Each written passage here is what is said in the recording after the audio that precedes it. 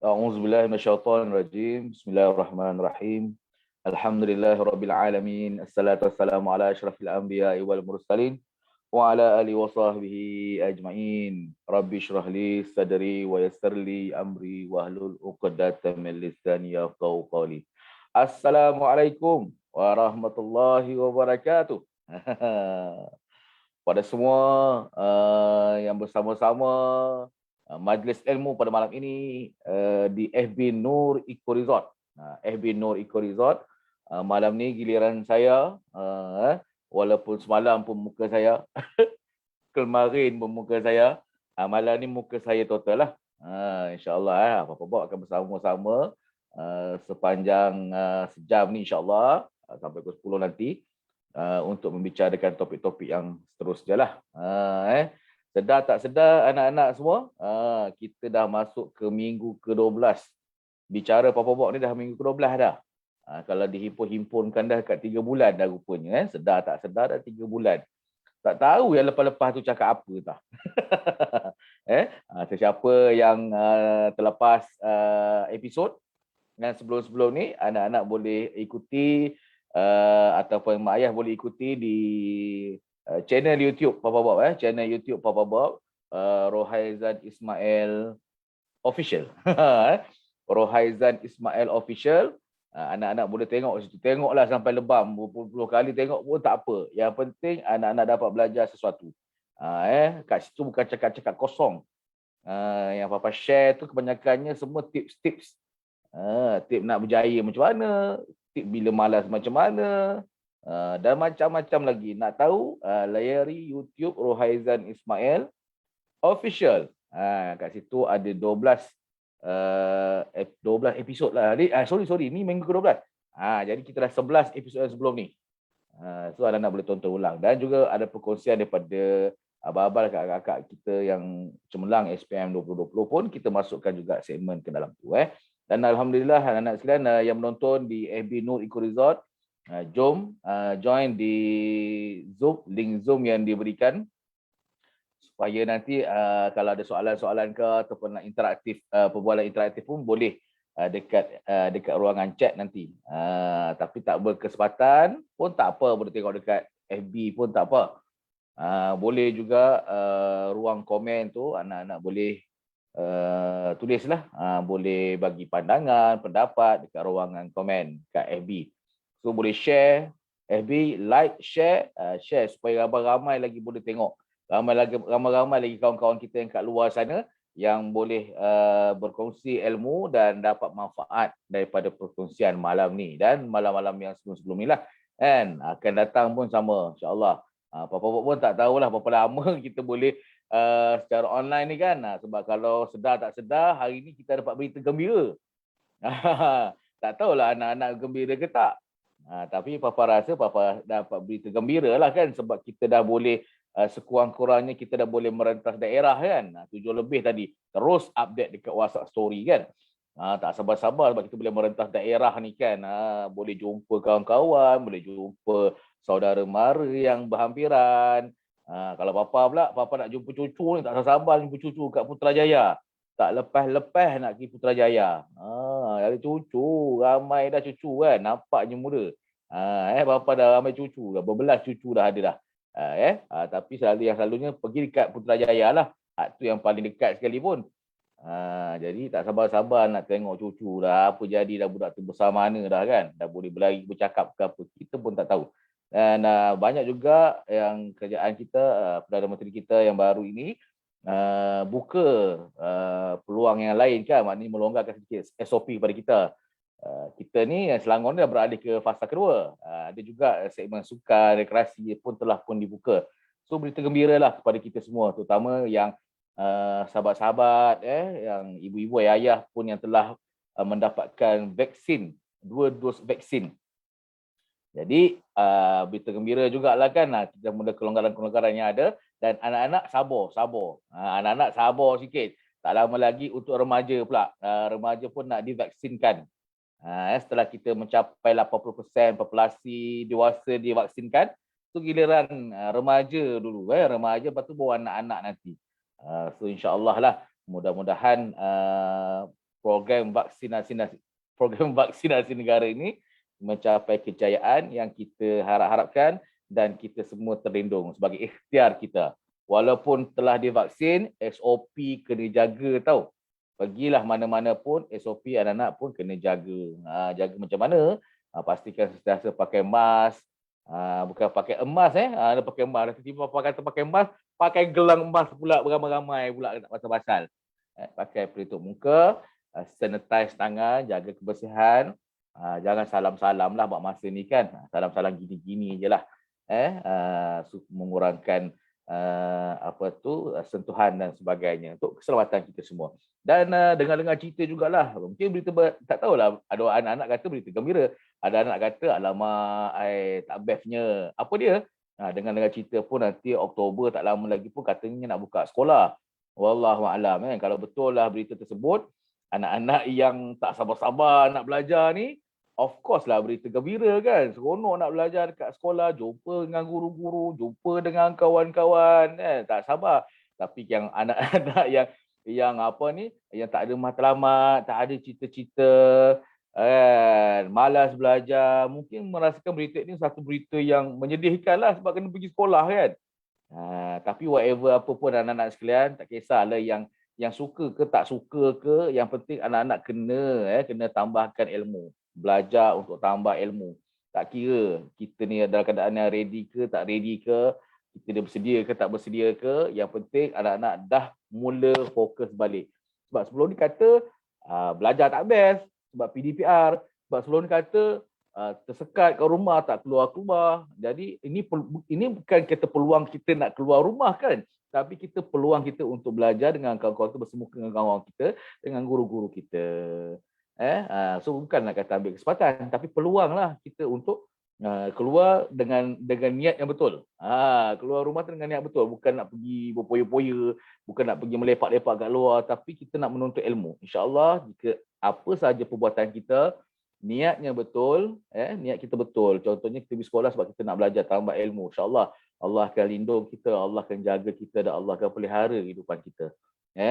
So jangan simpan benda-benda, jangan fikirkan perkara negatif. Keluar rumah nanti kan COVID ke apa ke, memang ada. Sekarang ni Kementerian Kesihatan pun katalah kita ni bukan saja nak elakkan daripada COVID, tapi kita kena hidup dengan COVID.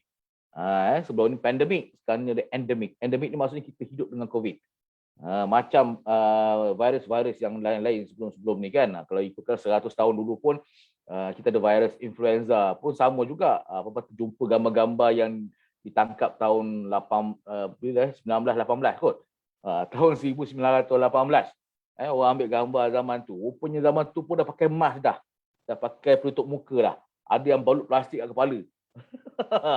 Kalau anak-anak gajah tengok tu kan, orang update gambar tahun 1918. Pakai plastik kat kepala, pakai mask, pakai face. Dah ada dah 100 tahun dulu.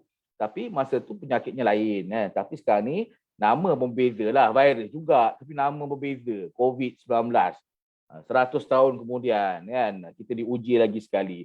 Situasi pun sama. InsyaAllah lah kita doa supaya Allah angkatkan kembali penyakit ini dan kita boleh hidup macam biasa sebelum-sebelum ini. Boleh beramal mesra, boleh menguatkan ukhuwah kita, boleh mengeratkan persahabatan kita bila COVID ni semakin reda. Dan hari ni pun kita tengok COVID tu nampak macam kurang sikit kot. Macam kurang sikit lah kan. So insyaAllah kita doa sama-sama supaya nanti Allah turunkan lagi insan-insan atau sahabat-sahabat kita yang terkesan dengan COVID dan sebagainya. Kita doakan sama-sama supaya penyakit mereka pun sembuh kembali dan mereka boleh menjalani kehidupan seperti biasa. Tapi anak-anak bukan kehidupan seperti biasa, tapi kehidupan seperti luar biasa. Super. Bila belajar pun super. Seronok kan. Okay. So nak datangkan keseronokan. Kalau sebelum ni rasa tekan belajar, so kita fikirkan apa kaedahnya supaya kita boleh seronok dalam belajar. Okay. So anak-anak hari ni Papa Bob akan bawa bertajuknya apa tajuk belajar sendiri ataupun belajar berkumpulan. Belajar sendiri atau belajar berkumpulan. Mana yang lebih power? Mana yang lebih best? Mana yang lebih seronok? Mana yang lebih syok? Mana yang lebih efektif? Kita bicara soal efektif. Betul, kita kadang-kadang segan nak belajar dengan kawan-kawan ni kan. Kita lebih suka belajar seorang-seorang. Betul kan. Nak pula sekarang ni lagi susah nak jumpa kawan-kawan. Maka kita lebih mudah belajar seorang-seorang. Duduk dalam rumah, duduk dalam bilik tu kan seorang-seorang tak tahu apa. Kita belajar je lah. Ikut PDPR, lepas tu belajar. Bila petang atau malam kita buat latihan seorang-seorang.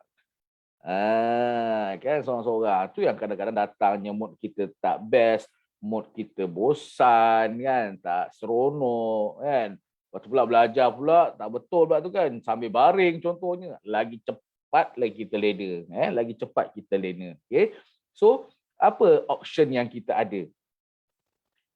Apa option yang kita ada? Option yang kita ada adalah belajar berkumpulan. Belajar berkumpulan. Tak best lah Pak. Kadang-kadang belajar berkumpulan ni, kadang-kadang kawan-kawan kita bagi pandangan power-power. Kawan-kawan kita ni bila buat presentation, kawan-kawan kita ni bila bercakap semuanya hebat-hebat. Saya ni dah tak pandai bercakap. Saya ni dah tak pandai belajar.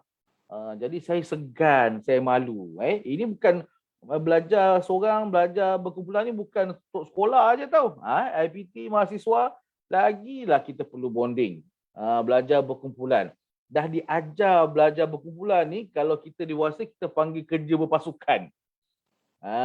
Kalau anak-anak dewasa besok kita akan bekerja dalam satu pasukan.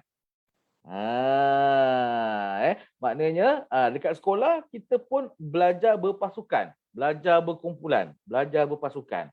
Sebab selalu dalam program-program motivasi Papa selalu sebut dekat anak-anak dalam program Papa yang lain-lain program anak-anak semua, Papa kan beritahu sentiasa ingatkan bahawa anak-anak sekalian, kita tak boleh hidup seorang-seorang. Kita tak boleh hidup seorang-seorang. Jadi kita perlukan orang lain. Kalau kita kata, kalau ada sesiapa yang lebih tahu awak, Papa, saya boleh hidup seorang-seorang lah, saya boleh uruskan diri saya seorang-seorang, saya tak perlukan siapa-siapa lah dalam hidup saya. Memanglah pembohong orangnya. Pembohong lah tu. Sebab apa? Kalau betul lah dia boleh hidup seorang-seorang, masa dia kecil-kecil dulu, dia lahir-lahir daripada perut mak dia, beranak sendiri. Dia keluar sendiri. Kan? Beranak-beranak pun dia keluar sendiri. Dia boring dekat luar tu, dia masuk balik dalam perut mak dia. Sebab dia boleh proses sendiri kan. Kan. Lepas tu dia boring lagi perut mak dia keluar balik, berlari kat seluruh hospital kan. Kat hospital tu lari, keliling hospital berlari lah kan.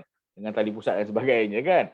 So maknanya nak beritahu apa, walaupun kita daripada kecil kita dilahirkan, bukan kita seorang-seorang anak-anak sekalian, kita ada pasukan yang uruskan kita.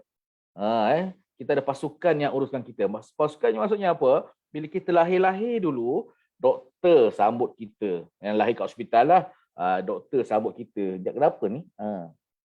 Ni cahaya lampu. Okey, doktor yang sambut kita. Ada nurse-nurse yang tolong pegang kita, yang popokkan punggung kita tu, terbalikkan kita, kaki ke atas, kepala ke bawah tu. Kan ada popok punggung kita supaya kita nangis kan, nangis. Sebab apa? Sebab nak tahu kita ni ada masalah apa-apa tak semasa dilahirkan kan. Jadi ada pasukan yang uruskan kita. Doktor sambutnya yang bedah-bedah, yang keluar secara betul pula. Memang keluarnya betul kan. Cuma keluar secara normal yang melalui orang panggil orang apa ni, kahwin panggil apa ni, melalui pembedahan melalui ikut tingkap pembedahan kan. Itu pun ada orang yang uruskan. Beranak sendiri pun ada yang diuruskan kitanya lah kan. Dan di saat-saat kita nak mati besok, di saat-saat kita mati besok pun ada pasukan yang uruskan kita. Ada pasukan yang uruskan kita. Siapa? Tu dia, tukang mandi mayat. Tukang urus jenazah. Kita dah kejung kan, atas pelantar tu terkejung dah, kerana kita dah kejung dah. Orang angkat kita, bawa pergi tempat pemandian jenazah tu, dimandikan kita, dikafankan kita, dibalut-balut badan kita kan dengan kafan balut mandi dengan kafan barus tu, lepas tu dibalut kafan-kafangan kita. Kemudian ada pasukan pula yang tolong angkat bawa ke van jenazah, daripada van jenazah turun nak ke liang lahat tu, ada orang angkat sambut turun ke bawah, letakkan dah betul-betul, lepas tu kambuskan kita. Kita buat seorang ke? Kita buat seorang ke? Tak, ada orang yang uruskan kita. Kan, ramai orang uruskan kita. Lepas tu bila dah ditanam pula, ada yang baca talqin, pasukan baca talqin pula. Kita yang datang ziarah ni dengar je kan. Kemudian balik tu pula kan. So ada orang yang uruskan kita daripada lahir sampai mati. So kalau kita kata kita boleh hidup seorang-seorang, tak betul tu anak-anak. Kalau kita rasa kita boleh independen seorang-seorang, tak betul. Walaupun dia dilahirkan di dunia ni pun yatim piatu contohnya, tak ada mak, tak ada bapa, tetap ada orang yang uruskan dia. Kau tak macam mana kan dia nak independen kan, macam mana dia nak berdikari, dia nak tengok daripada siapa. So ada orang yang uruskan dia, tak boleh hidup seorang-seorang. So dalam belajar pun kita belajar benda yang sama. Okey, Tuhan bagi kita fikiran untuk faham situasi yang berlaku. Dan daripada kecil sampai ke besar kita perlukan orang, apatah lagi bila kita belajar. So jangan sombonglah belajar seorang-seorang. Kalau kita pandai tu, tak usahlah nak belagak sangat. Kalau kita pandai macam mana pun, tak payahlah nak belagak sangat. Apa title kita ada pun, tak payahlah nak belagak sangat sebab kita perlukan orang lain. Kita perlukan orang lain.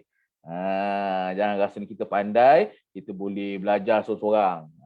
Kawan-kawan kita yang tak pandai, biar dia lantok le demo. Biarkan dia kan. Tak boleh kawan-kawan. Kawan pula. Tak boleh anak-anak. So yang pandai pun kena bantu. Bantu. Kenapa kita kena ajar kawan-kawan kita juga? Papa dah jelaskan dalam episod-episod yang sebelum ni. Kenapa kita kena tolong kawan-kawan kita juga? Bukan kerana kita berkurang ilmu kita ajar orang, tapi bila kita ajar orang, kita lebih faham ilmu yang kita ajar. That's why kita akan gunakan konsep yang itu dalam penerangan kali ini, iaitu kita nak belajar secara berkumpulan. Okey, so apa kelebihan? So hari ni Pak nak bincang apa kelebihan orang belajar berkumpulan. Faika Raudah. Okay, terima kasih datang join kita malam ni. Yang lain ni muka tetap ni. Aziz, Auni, Yusuf tu mana? Yusuf ada. Terima kasih. Tadi Irfan mana Irfan? Tu siapa tu? Macam kenal je. Apa khabar tu? Dah menonggeng tu. Apa khabar tu? Alhamdulillah. Okey, terima kasih join kita. Okey, baik. Tadi Pak kata apa kelebihan kita belajar berkumpulan? Kita cerita sama boleh Apa kelebihan kita belajar berkumpulan? Okey. Nak cerita pasal kelebihan belajar berkumpulan ni pakai bawa satu cerita macam biasa. Ceritanya. Kalau tak cerita nanti Puan J kita ni tak tidur malam dia. Okey, baik. Ada satu hari ni dalam satu kelas dalam satu kelas. Ni kat sekolah ni dalam satu kelas. Okey, dalam satu kelas ni cikgu dia pun tanya anak murid dia. Okey, cikgu pun tanya pada anak murid. Okey, Rahman. Panggil Rahman Rahman, bagi tahu saya 10 haiwan yang paling buas dalam masa 5 saat. Dia kata apa? Bagi tahu saya 10 binatang buas dalam masa 5 saat. Rahman pun terkebil-kebil. Harimau, gagak, kan? Apalah kan? Gajah, kan? Dia pun sebut-sebut. Cikgu kata, masa dah time. Cikgu kata apa? Cikgu kata masa dah time, 5 saat je. Kamu sebut 3 je. Alamak kan. Okey, sekarang kita jemput Fakih. Fakih. Ya. Fakih, dalam masa 5 saat Fakih, sebutkan binatang yang paling buas 5 saat. Singa. 2, 3, 10, 3, 4. Harimau. Masa dah time. Masa dah habis. Kan? Macam itulah cerita tadi kan. Dalam masa 5 saat. Cikgu dia tanya kan. Mana nak sempat jawab kan. Kita pun terfikir, apa binatang dalam masa 5 saat nak jawab sampai 10 ni. Cikgu ni biar betul kan. Ada pula tanya yang ketiga, tanya pada Ali. Ali cerita, beritahu saya dalam 5 saat binatang yang paling buas. Ali pun sebutlah ikan pirana. Apa lagi? Samalah, tak sempat nak sebut juga sampai 10 kan. Tak sempat juga sebut sampai 10. Lepas tu cikgu pun tanya dekat seorang ni. Tanya kat seorang ni. Yang terakhir kan. Cikgu pun tanya pada Rahim. Tadi Rahman, ni Rahim. Rahim, bagi tahu saya 10 binatang buas dalam masa 5 saat. 5 ekor harimau, 5 ekor singa. Kan? Cikgu kata, Rahim, bagus. 100 markah untuk anda. 100 markah untuk Rahim. Pasal apa 100 markah untuk Rahim? Tadi kawan-kawan tadi duk fikir ni 10 binatang. Rahim sebut apa? 5 ekor harimau, 5 ekor singa. Cukup 10. Fakir dah pening dah. Baru sebut harimau je tadi kan. Sebut 1 harimau. Kalau sebut 10 harimau pun lagi cepat. Kan? Cikgu nak 10 binatang yang paling buas. Cikgu tak kata pun, tak kisah pun binatang yang sama. Nampak tak? So, that's why kenapa penting kita belajar berkumpulan. Kadang-kadang kita tak terfikir sesuatu jawapan. Okay, kadang-kadang anak-anak tak terfikir sesuatu jawapan. Jadi bila kita belajar bersama dengan kawan-kawan, kadang-kadang kawan-kawan kita ni bagi idea dia bombastik melampau. Kawan-kawan ni bagi idea dia kadang-kadang melampau idea dia. Jadi sebab tu kenapa kita kena belajar dengan kawan-kawan supaya kadang-kadang kita tak terfikir, kawan-kawan kita bantu untuk kita berfikir. Ini di antara kelebihan. Dalam cerita ni pun kita dah boleh faham kan. Maknanya ada kawan-kawan kita yang berkemampuan untuk menjawab tetapi kita tak mampu nak jawab. That's why kita kena berkongsi. Dalam belajar kita kena berkongsi. Kita kena berkongsi. Kita kena belajar, kita kena berkongsi dengan kawan-kawan. So that's why kita perlu belajar secara berkumpulan. Papa ni lupa ke? Papa lupa ke sekarang ni kita tengah PDPR? Papa lupa ke kita tengah dalam kat rumah masing-masing? Macam mana nak belajar dengan kawan-kawan? Macam mana nak study group? Kita orang kat rumah masing-masing ni kan? Okay. So, anak-anak kena buka fikiran masing-masing. Macam mana kita nak belajar berkumpulan juga. Kita nak belajar berkumpulan dengan cara kita tengah PDPR. Okay. Boleh je kita online dengan kawan-kawan, tahu tak? Kita main game pun boleh online dengan kawan-kawan kan? Takkan belajar tak boleh nak online dengan kawan-kawan. Main PUBG pun siap kongsi ID. Kau apa ID kau? Kau apa kau punya ni? Bagi aku. Nanti kita boleh main game sama-sama. Kalau main game boleh ada ID, boleh share, boleh bersama-sama. Maksudnya berkumpulan. Kenapa kita belajar tak boleh bersama-sama secara online? Belajar secara online. Rujuk Papa punya episod Rasa Pelajar Cemerlang 2.0.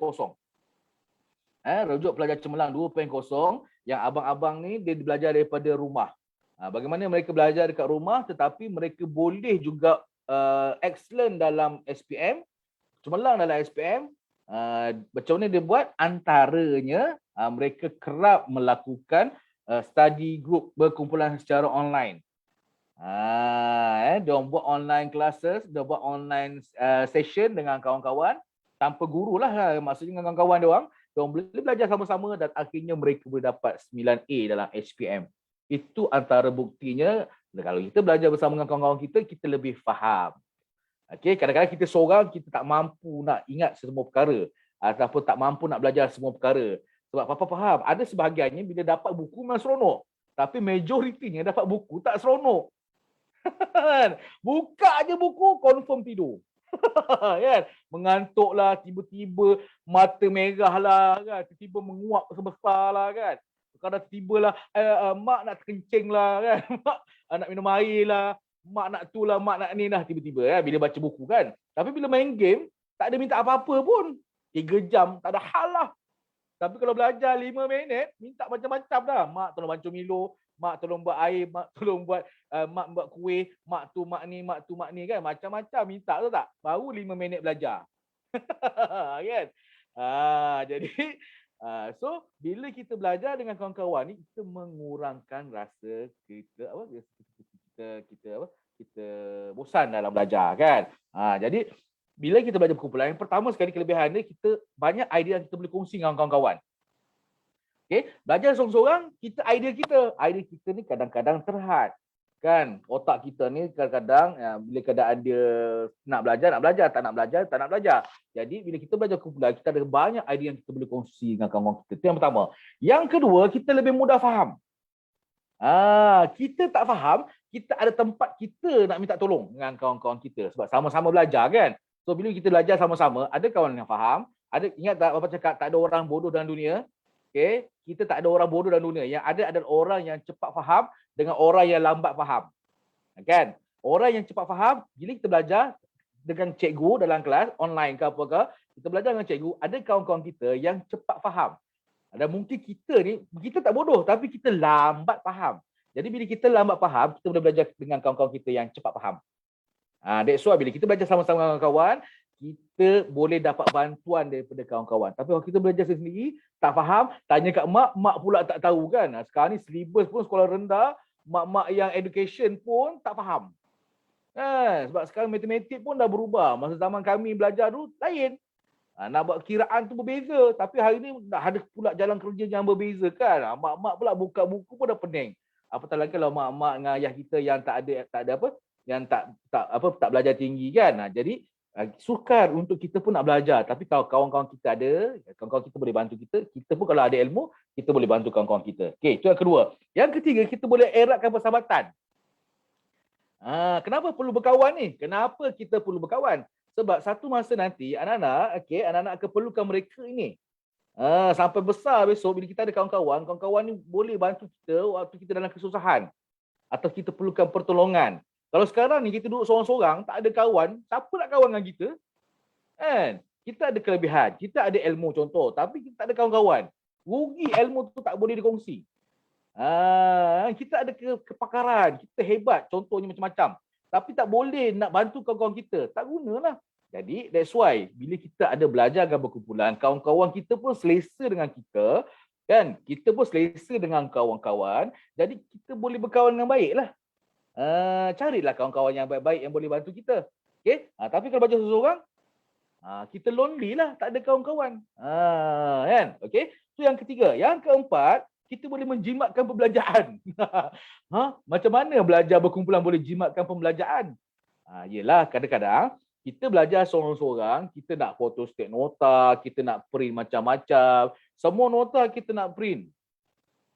Seorang-seorang. Kalau kita seorang-seorang contohnya, banyak nota-nota yang kita nak print, nak kena banyak kos lah terlibat kan. Tetapi, bila kita belajar dengan kawan-kawan, tajuk kita akan diagih-agihkan.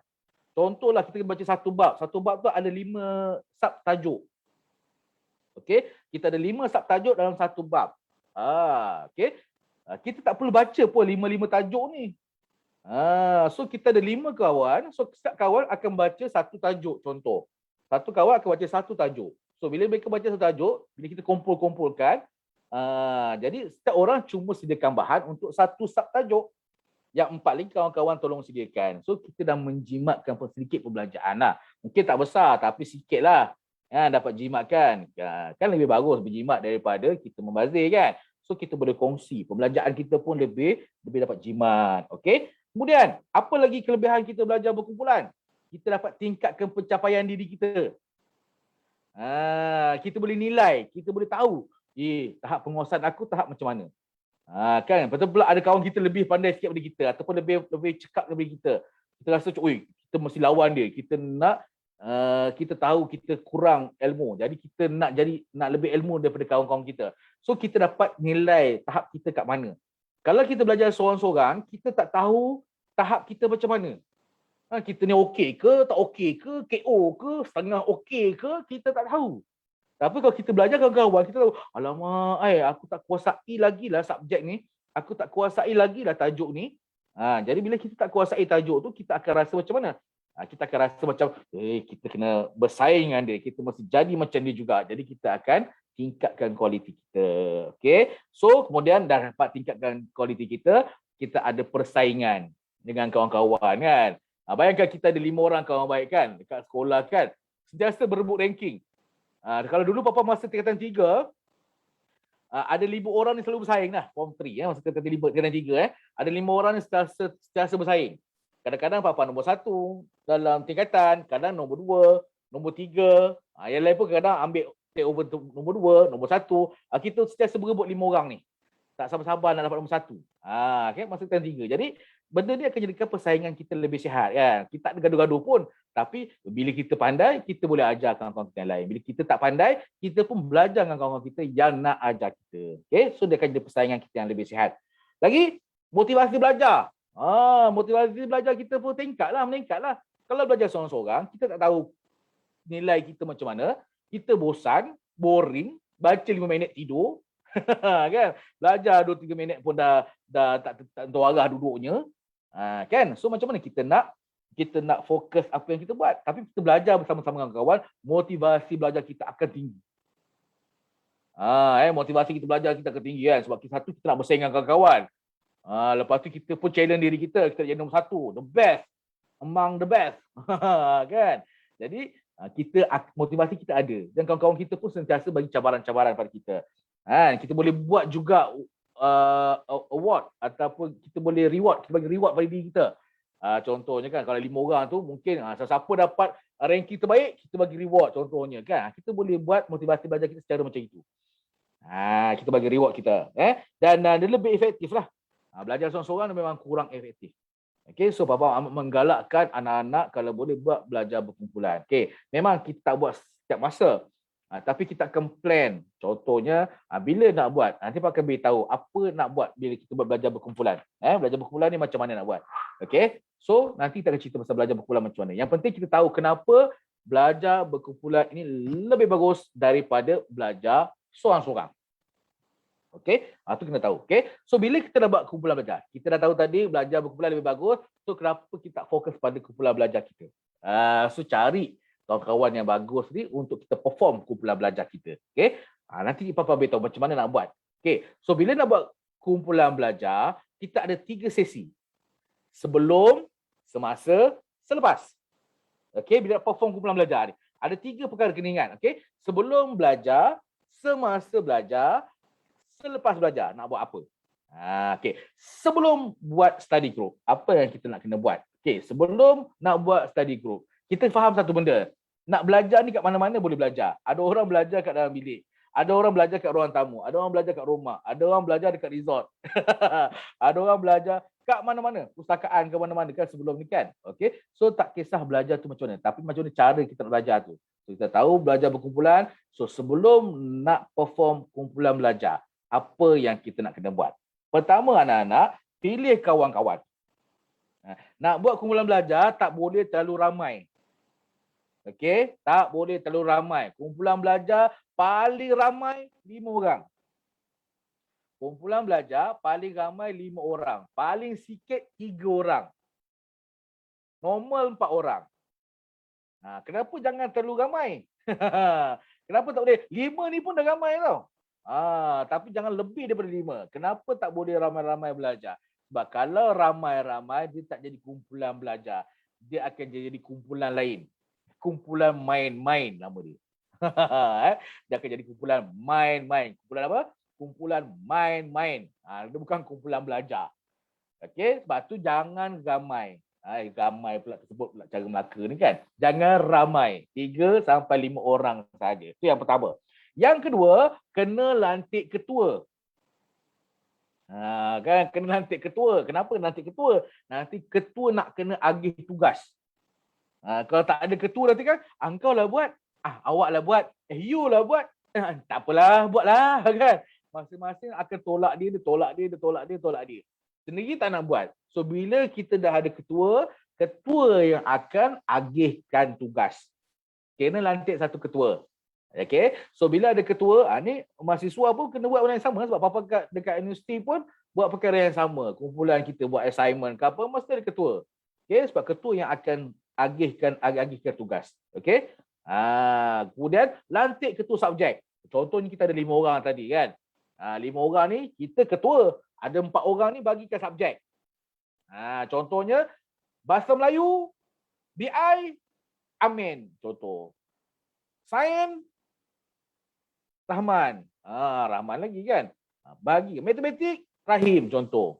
Nak bagi ketua subjek ikut kepakaran masing-masing. Kepakaran maksudnya apa? Mungkin Rahim sebelum ni matematiknya bagus. So dia jadi ketua lah. Senang kan. Orang yang pandai ni biar jadi ketua. Okay? So bagi lantik ketua kumpulan dan subjek ikut kepakaran masing-masing. Okay. Yang ketiga, nak kena satukan misi visi. Mission vision ni kena satukan semua orang. Kata kita ada 5 orang. Mission kita apa? Mission kita tahun ni kita jadi top 5 dalam tingkatan kita ataupun dalam sekolah kita. Nak jadi top 5. So 5 orang ni akan fokus untuk jadi top 5 kat sekolah dalam tingkatan contohnya. Okay, kita ada vision. So kalau tak dapat capai tu, tak boleh. Kita kena berusaha sungguh-sungguh sama-sama 5 orang. Sebab itu mission kita dengan mission kawan-kawan dalam kumpulan mesti disamakan dan mesti standard. Okay. So perlu sama dan sehaluan. Okay. Kemudian letakkan matlamat. Tadi abang kata dia letakkan matlamat kan. Matlamat target apa? Tahun ni apa target dia? Buat peraturan. Buat peraturan kumpulan. So 5 orang ni tak digunakan sepanjang tahun untuk keluar daripada kumpulan contohnya. Tetapi apa peraturan dia? Peraturan ni tolong ikut peraturan kumpulan. Contoh peraturan nak kena buat contoh peraturan nak kena buat contohnya okey, sentiasa siapkan semua tugasan yang diberikan. Contoh. Okey, so kena buat tugasan yang diberikan. Okey. Kemudian bagi nama kumpulan. Kumpulan belajar ni kita bagi nama. Nama pula mesti bermotivasi, mesti bersemangat ataupun bombastik. Janganlah nama kumpulan yang lembik-lembik. Kumpulan apa? Kumpulan apa? Kumpulan teratai. Kumpulan apa? Kumpulan labu sayur. Alah, lemahnya nama kumpulan kan. Bagi nama kadang-kadang. Kumpulan apa? Harimau membara. Betul. Kumpulan apa? Lipan bara. Cari nama yang mengganaskan. Ganas tak apa. Yang penting bermotivasi. Kumpulan apa? Boboiboy. Tak naklah boboiboy. Kumpulan apa? Kumpulan kami ialah kumpulan boboiboy. Alah. Tak semangatnya kan. Cari nama-nama yang bombastik. Okey. Kemudian tetapkan tarikh, masa dan tempat. Contoh, kita plan minggu depan nak buat satu masa untuk study group subjek sains contohnya. Okay, subjek sains kita tetapkan minggu depan. Hari apa? Hari Isnin. Hari Isnin. Ini berapa bulan? Ini dah 8. Ini 8, 9, 10, 11, 12. 13 hari bulan Isnin. 13 hari bulan, hari Isnin jam 3 petang contoh. Letakkan masa tu 3 petang. Kita nak study group dalam masa sejam contoh je, subjek sains contoh So kita letakkan target. Kemudian nak buat apa? Dah letakkan tarikh tu, dah letakkan masa, dah letakkan tempat. 3 hari sebelum. Nak tetapkan tarikh tu 3 hari sebelum. Nak tetapkan tarikh untuk pertemuan tu 3 hari sebelum. Contohnya hari Senin ni, hari Jumaat dah decide dah. Bila nak buat hari Senin kita jumpa ni, hari Jumaat tu dah tentukan tarikh, masa dan juga tempat kat mana. Tempat online lah. Sekarang ni kan online kan. Maksud kalau dah boleh bersemuka, kita boleh jumpa kat sekolah ke, jumpa kat library ke macam mana kan. So sekarang ni jumpa kat online. Okey, contoh Zoom. Siapa punya Zoom nak pakai ni? Nak pakai apa? Google Meet. Google Meet free, boleh pakai Google Meet. Pakai Google Meet. Ataupun siapa yang ada berbayar punya Zoom, boleh pakai link Zoom contohnya kan. Okey. So tetapkan tempat, masa 3 hari sebelum. Okey. Kemudian nak buat apa? Agihkan tajuk. Tadi Pak cakap tadi contohnya subjek sains ada 5, dalam satu bab ada 5 topik. Subtopik kan? Pecah-pecah tajuk pecah-pecah tu kan. Okey, bagikan sama rata tajuk-tajuk tu. Okey, Rahim satu subtopik. Rahman subtopik yang kedua. Yang ketiga orang lain, yang keempat orang lain, yang kelima orang lain. Agihkan tajuk. Okey, agihkan tajuk dan bab-bab yang nak kita bincangkan. Okey, kemudian setiap ahli perlu faham dan sedia dengan tajuk masing-masing. Tadi kita ada satu bab, kita ada 5 bahagian. Dalam 5 bahagian, setiap bahagian ni setiap orang kena kuasai. Setiap orang kena kuasai setiap bahagian. Nampak tak? Kalau kita belajar seorang-seorang, kita akan kuasai 5-5. Kita kena belajar 5-5. Kita kena baca 5-5 subtopik. Tapi bila kita ada kumpulan belajar, kita cuma baca satu subtopik saja. Lagi 4 tak payah baca. Ini kan menjimatkan tenaga dan masa. Sebab ni untuk orang-orang yang memang malas belajar lah ni. Memang bagus buat kumpulan belajar. Okay? So kita cuma baca satu berbanding daripada 5 subtopik yang kita nak kena baca. Jadi kita kena kuasai subtopik kita. Okay. Kemudian dah faham apa nak kena buat, dapatkan maklumat dari pelbagai sumber. Cari maklumat daripada buku ke, daripada internet ke, daripada library ke, mana-mana maklumat berkaitan dengan subtopik yang kita baca. Contohnya tentang sains, tentang proses fotosintesis. Apa dia fotosintesis? Tengok dalam buku. Dalam buku mungkin maklumat tak cukup. Buka Google, tengok proses fotosintesis tu apa maksud dia. So Google pun ceritalah semua benda tu. Gambar dia ke apa ke, screenshot ke, nak print ke, simpan maklumat-maklumat ni. Ni sebelum start belajar lagi tau. Dah tadi kawan-kawan kita dah agihkan tajuk, kita dah kuasai. Kemudian sediakan nota ringkas sendiri. So anak-anak kena sediakan nota ringkas sendiri. Sediakan nota ringkas sendiri. Kemudian dah sediakan nota ringkas, bahan perbincangan tadi kepada ahli sehari sebelum. Tadi 3 hari sebelum presentation, 3 hari sebelum study group, kita dah tahu tarikh, masa dan tempat. Sehari sebelum pertemuan hari Senin tu, contohnya hari Ahad tu, kita dah kena ada nota ringkas kita sendiri. Bahan semua dah kumpul, nota ringkas setiap subtopik kita dah kumpulkan. Kumpulkan dan sediakan alat bantu mengajar. Kalau kat sekolah, cikgunya alat bantu mengajar dia apa? Whiteboard dia. Kemudian dia punya buku panduan mengajar dia. Itu yang cikgu. Anak-anak kena buat macam mana? Anak-anak kena sediakan peta minda contohnya. Kemudian gambar rajah yang bersesuaian, kumpulkan. Gambar rajah, kemudian apa lagi, carta ke apa ke, kena sediakan. Ini tugasan setiap ahli. Okey, so sebelum belajar, sebelum mula sistem belajar tadi, kumpulan belajar tadi, anak-anak kena perform kumpulan, bagi nama kumpulan, pilih ahli. Ahli ni pula cari ahli-ahli yang memang nak belajar lah, jangan cari yang tak nak belajar kan.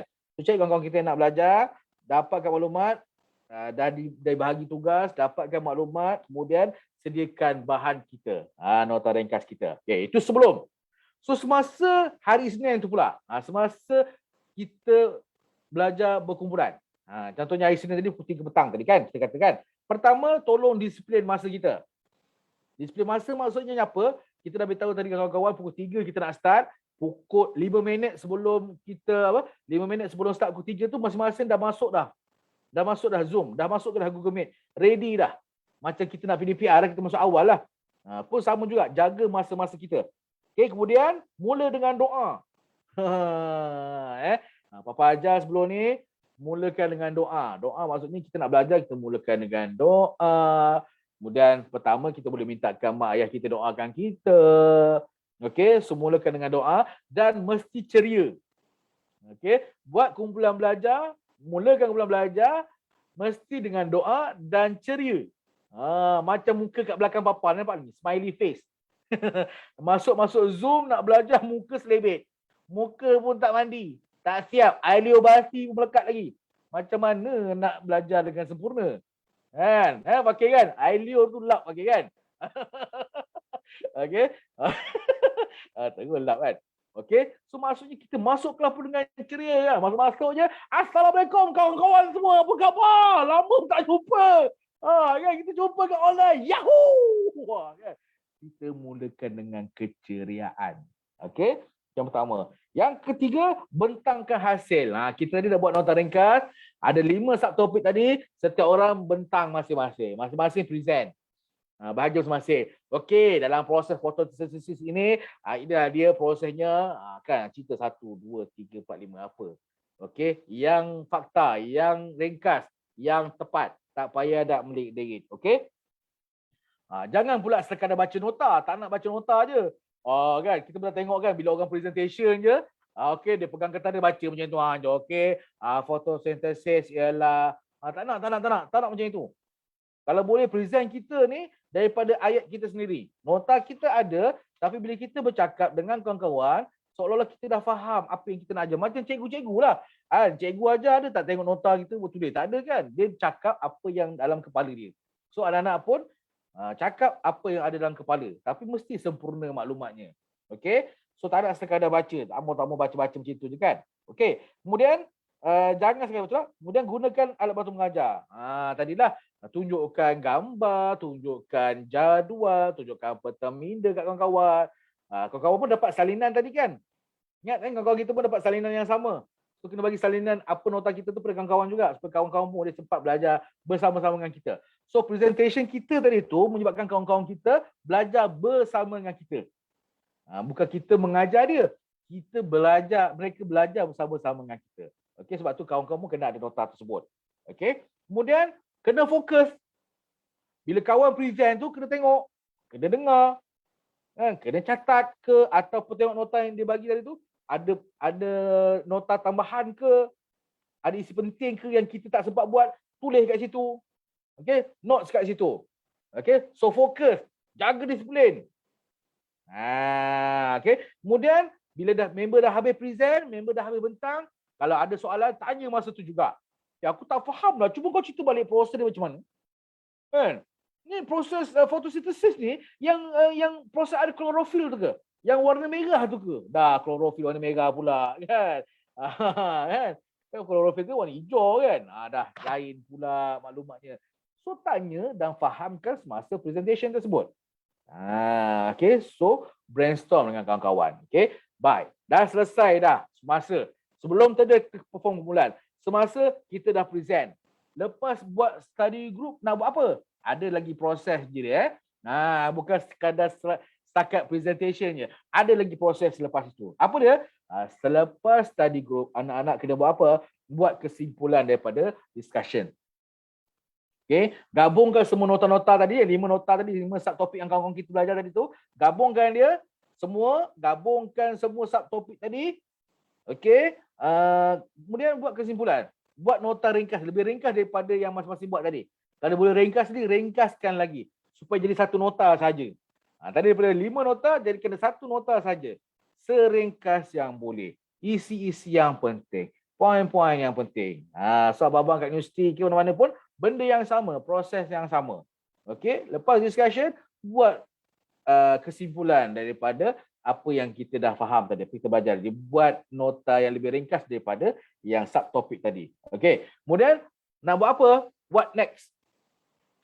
Selepas kita buat nota kita tadi tu, kita dah ringkaskan dia, kita dah buat kesimpulan. What next? Bila lagi next session? Contoh tadi kita kata Isnin, mulai Isnin. Okey, next session kita pada hari Khamis contohnya. So hari Khamis nanti apa pula? Subjek apa pula? Topik apa pula? Kena bagikan terus kan untuk persediaan pada hari Khamis pula. Okey. So tentukan tindakan sama bersama. Lepas tu buat tarikh, tajuk yang akan datang dan akhir sekali. Lepas dah bagi tajuk untuk pertemuan akan datang, tolong kita mulakan dengan doa, kita selesaikan proses kumpulan belajar kita tadi tu dengan saling bermaaf-maafan. Minta maaf dengan kau. Sorry tadi aku aku sound kau direct tadi kan.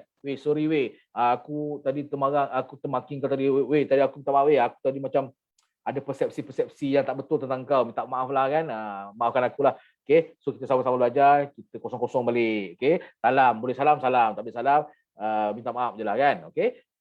Proses minta maaf tu kena buat supaya kita balik kumpulan belajar kita dengan keadaan kita lega, selesa, ceria. Tak ada simpan-simpan dalam ni kan. Tak ada dengki-dengki dengan kawan dan sebagainya. Okay. So tak nak. Okay. So maafkan kawan-kawan kita. Baik. Selesai. Last one. Apa pantang larang dia? Ada pantang larang Bila buat kumpulan belajar, ada pantang larang dia. Okay, sikit lagi masa Okay. Apa pantang larang untuk kumpulan belajar? Tulis. Yang pertama, mulakan perbualan dengan perkara sia-sia. Okey, pantang larang kumpulan belajar. Yang pertama, start je kumpulan belajar dengan perbualan yang sia-sia. Contoh. Bila start je, okey, assalamualaikum semua. Okey, hari kita akan belajar tentang subjek sains, okey. Kau tengok tak bola semalam? Malam Ronaldo gol 3 biji. Oh. Neymar, kesian Neymar. Neymar sepak bola tak kena. Kena tiang je. Kita pasal bola pula. Kan? Ataupun start-start je. Kau tengok tak bobo yang baru itu? Kelakar kan? Lagu tak habis. Ada cerita lain pula. Okay? So, bila nak kau belajar, jangan mulakan dengan perbualan yang mengarut. Lara. Yang tak ada kena-mengena. Nanti dia akan itu. Betul. Okay. Nanti kita Nanti start orang dengan fokus dekat tajuk lain. Nanti dia tak akan fokus pada belajar dia, lama-lama dah buang banyak masa perkara yang sia-sia. Okey, itu yang pertama. Okey, jangan mulakan perbualan dengan perkara yang lara. Okey, yang kedua, rehat terlalu lama. Kejap, take 5. Take 5 ke, take 2 minutes ke, take 3 minutes ke kan. Dah member tengah present, contohnya orang pertama tengah present, orang kedua present, orang ketiga tu rasa macam otak dia penat sangat tu. Kejap, take 5. Take 5 ke, take 2 minutes ke, kan, take 3 minutes ke, kan. Nak pergi kencing ke, buang air ke, nak minum air sekejap ke. Dalam proses 2-3 minit tu. Okey? Jangan rehat lama-lama. Okey. Mula pukul 3 petang. Pukul 3 suku dah rehat. Rehat pula sampai pukul 4. Pukul 4 pun sambung. Macam mana pukul 4 dah sambung? So, jangan rehat terlalu lama. Rehat pun paling lama pun 5 minit. Tapi 5 minit pun lama. 3 minit cukup. Kan? Kita minum air sekejap ke, basuh muka sekejap ke, ataupun nak buang air ke apa ke, kejap, 3 minit. Okey. Lagi yang ketiga apa? Masa buat study group, jangan ada makanan berdekatan. Okey. Kalau online, masa online dengan kawan-kawan, jangan ada makanan dekat atas meja ni. Air ke makanan ke tak payah, jangan ada. Kan? Online lagi bahaya kan. Tengah-tengah member tengah present makan kopok relax, aku kerak kan. Member tengah present siap makan ayam goreng lagi KFC. Member tengah present ni. Member pula tengok kat makan ayam seorang-seorang kan, lagi sakit hati.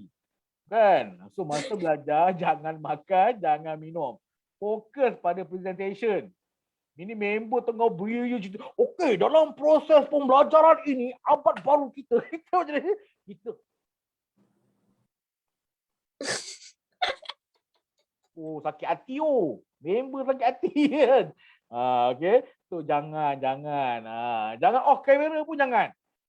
Jangan sesekali bila online study group berkumpulan secara online, janganlah off kamera. Okey. Tapi bila dah bersemuka besok pun, contoh bila jumpa kawan-kawan, jumpa kat library ke, jumpa dekat rumah masing-masing ke kan, kawan-kawan datang ke kan. Okey, jangan ada makanan. Biasanya apa? Keropok lah, kacang lah, penuh meja makan ni. Besok tak belajar, makan satu-satu yang sudah kan. Okey, yang ketiga, ada lagi 3. Yang keempat, jangan pasang radio. Pasang radio ke, buka TV ke, alat muzik ke, pancaragam ke kan. Jangan mulakan dengan muzik. Jangan ada muzik dekat kumpulan belajar anda. Kejap boleh buka radio sekejap kan. Buka iPod ke apa kan. Dah mengganggu proses belajar. Jangan ada alat muzik ke apa muzik-muzik yang boleh mencemarkan bunyi kita. Itu yang keempat. Yang kelima, gangguan dari orang lain. Gangguan dari orang lain maksudnya apa? Tiba-tiba tengah belajar, adik datang. Kacau tepi ni kan. Abang buat apa tu? Pandai pula interview kita kan. Kita tengah belajar ni, adik pula tarik-tarik kita punya ni, tarik-tarik kita punya, tarik janggut, tarik rambut, tarik apa kan, tarik baju, kan. So, kalau boleh belajar, ada ruang belajar masing-masing. Dalam bilik ke apa ke kan, jauh daripada gangguan. Gangguan apa? Gangguan orang ke, gangguan bunyi ke, gangguan panas ke, gangguan sejuk ke apa ke. Cari tempat yang sesuai. Okay? Dan yang terakhir anak-anak sekalian, yang paling penting, contoh kita belajar menggunakan laptop, jangan ada handphone kat sebelah. Kan? Kalau belajar guna handphone, buka aja yang kita punya live tadi. Tak payahlah nak jawab WhatsApp ke, tak payahlah nak buka Twitter ke, tak payah nak upgrade Instagram ke, tak payah nak buat TikTok sekalipun kan. Ini tengah belajar-belajar buat TikTok pula, video TikTok pula kat situ kan. So, fokus pada apa yang nak buat. Okay, fokus pada buat. So, kalau kita belajar menggunakan laptop ke, pad ke, iPad ke apa ke, tab ke, So jangan ada handphone yang boleh mengganggu kita ataupun gadget-gadget lain kan. Ini member tengah presentation, kita sibuk main game. Tak mau. Ini undang-undang yang kumpulan kena buat.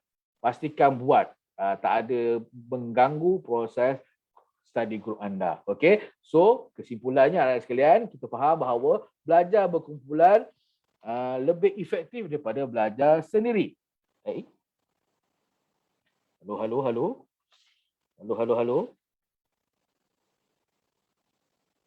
Ya. Hilang pula gambar bapa sekejap. Okey.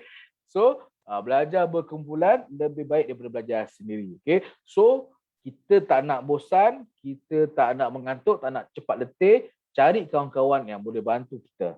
Ini pilihan di tangan kita. Boleh tak belajar seorang? Boleh. Cuma kita akan jadi lambat nak belajar. Lambat nak faham. Lambat nak kuasai pelajaran. Okay, so bila kita belajar dengan kawan, kita cepat faham, lebih faham dan ada kawan-kawan kita yang boleh motivate kita. Okay, so selain daripada kita kekuatan kita nak motivasi diri kita ni kurang.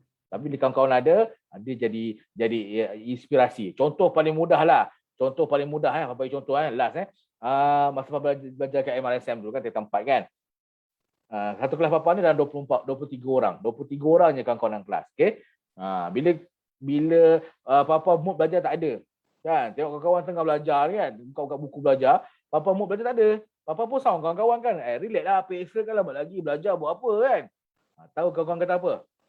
Tak apalah buat. Bukan tak nak belajar. Tak apalah. Kita orang nak belajar. Bayangkan.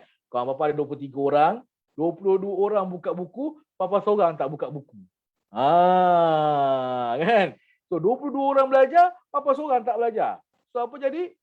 Tak semena-mena apa-apa pun buka buku, belajar sama-sama. That's why bila kita belajar berkumpulan, kita saling mengingati antara satu sama lain. Okay? Setakat itu saja program Papa hari ini. InsyaAllah. Ada tak soalan-soalan nak tanya? Ada soalan tak? Kalau tak ada, kita akan... Ya. Pakai soalan ke? Ya. Apa tu? Kenapa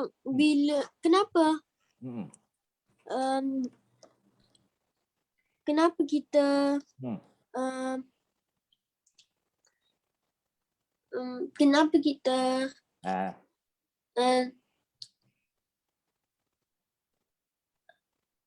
Ya, Fakir. Teruskan. Kenapa kita kena tu? Kenapa? Kena belajar? Kenapa?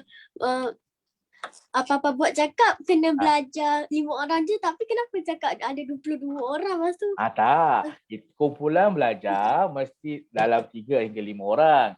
Tapi masa tu Papa dalam kelas. Dalam kelas kita satu kelas lah. Satu kelas ada 23 orang masa tu. Cuma masa tu masa buat latihan tu, Papa tak buat, kawan-kawan yang lain buat. Jadi bila tak buat, kawan-kawan yang 22 orang buat, kita jadi malu, jadi segan lah kan. Kawan-kawan kita nak belajar tapi kita tak nak belajar. Jadi kita malu sendiri. Papa pun malu lah sendiri. Nak tak nak, Papa pun belajar sama-sama dengan kawan. That's why bila kita berkawan dengan kawan-kawan yang bagus-bagus ni, dia akan support kita punya sikap kita yang negatif tadi. Dia akan bantu kita jadikan positifkan balik sikap-sikap kita yang negatif tadi. Okay? So Fakir, cari kawan-kawan yang baik-baik yang boleh support Fakir dan yang lain-lain lah, anak-anak yang lain jugalah kan, untuk lebih bermotivasi. Okay Fakir, terima kasih banyak di atas soalan-soalan yang ada. InsyaAllah, Alhamdulillah kita dah sampai ke hujung program kita. Terima kasih kepada semua. Ada tadi nampak tadi Irfan tadi masuk. Mana Irfan? Tak masuk dah? Itu jumpa Irfan dekat resort itu kan. Terima kasih Irfan. Irfan ke Faris? Faris kan? MFR ni Faris ke? Okay, terima kasih Faris, jumpa Faris saya tu. Pak Bob pun jumpa Fakir masa tu dekat office. Yelah, Fakir je buat sombong kan. Bapak tak nampak kan. Okay, so nanti dia boleh tegur-tegur lagi. Faris pun itu jumpa dekat resort itu. Alhamdulillah. So insyaAllah nanti teruskan jadi anak-anak yang baik, jadi anak-anak yang soleh, soleha. Okay, insyaAllah Bapa doakan semua orang berjaya di dunia dan juga di akhirat. Terima kasih. InsyaAllah kita jumpa lagi pada minggu hadapan. Okay, terima kasih semua. Assalamualaikum. Terima kasih Pak Bob. Terima kasih Jolim. Alhamdulillah, Faris, terima kasih.